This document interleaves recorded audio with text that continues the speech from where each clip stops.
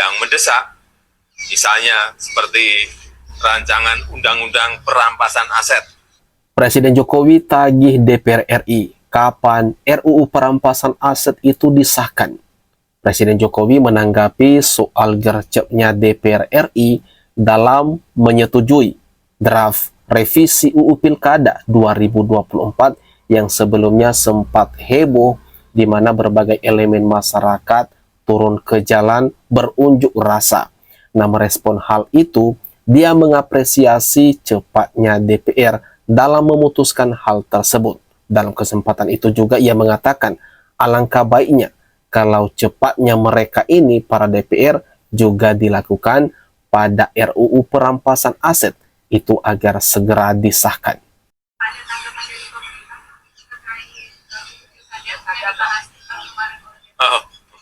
Ya, saya menghargai langkah cepat DPR dalam menanggapi situasi yang berkembang.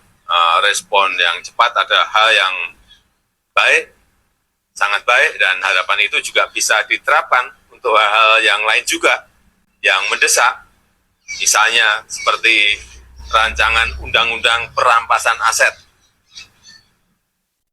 yang juga sangat penting untuk pemberantasan korupsi di negara kita, juga bisa segera diselesaikan oleh DPR.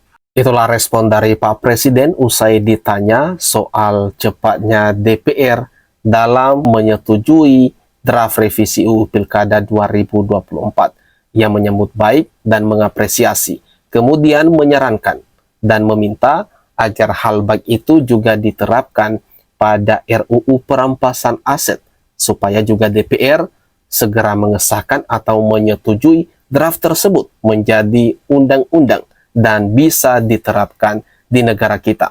Untuk membuat para koruptor kena efek jera di mana hartanya semuanya itu langsung disita, atau namanya aja kan RUU perampasan aset atau undang-undang perampasan aset. Kalau udah jadi semua harta para koruptor itu diambil sama negara atau koruptor itu langsung dimiskinkan.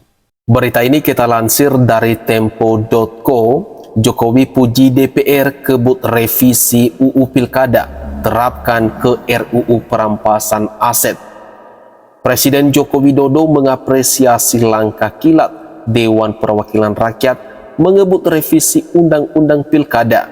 Meskipun revisi UU Pilkada itu batal di tengah sorotan publik yang kuat untuk mengawal putusan Mahkamah Konstitusi soal pemilihan kepala daerah, Jokowi menyebut langkah cepat DPR yang merespon dinamika yang ada merupakan hal yang baik.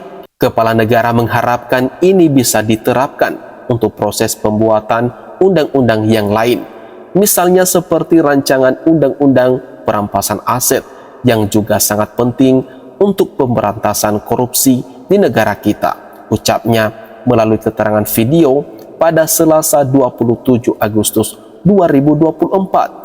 Badan Legislasi DPR mendorong agar draft revisi UU nomor 10 tahun 2016 tentang pemilihan gubernur, bupati, dan wali kota disahkan dalam rapat paripurna Kamis 22 Agustus 2024. Pembahasan pemerintah dan DPR berlangsung cepat dalam sidang 1 hari sebelumnya.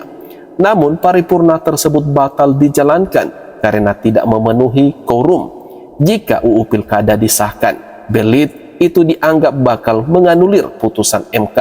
Mahkamah mengubah ketentuan pilkada yang memperbolehkan partai yang tak memenuhi 20% kursi di parlemen bisa mengajukan calon kepala daerah. MK juga memutuskan soal batas usia calon kepala daerah adalah 30 tahun saat penetapan. Dua ketentuan di MK ini dianggap bisa membuyarkan skenario politik koalisi Indonesia Maju yang didukung mayoritas partai pendukung pemerintah dan membuat anak bungsu Presiden Jokowi tak bisa menjadi calon kepala daerah. RUU perampasan aset tindak pidana sudah masuk program legislasi nasional atau Prolegnas Prioritas 2023. Surat Presiden untuk RUU perampasan aset ini sejatinya telah diserahkan ke DPR pada 4 Mei tahun 2023 silam. Sejumlah produk RUU perampasan aset ini belum pasti, salah satunya mengenai lembaga mana yang akan mengelola aset hasil rampasan.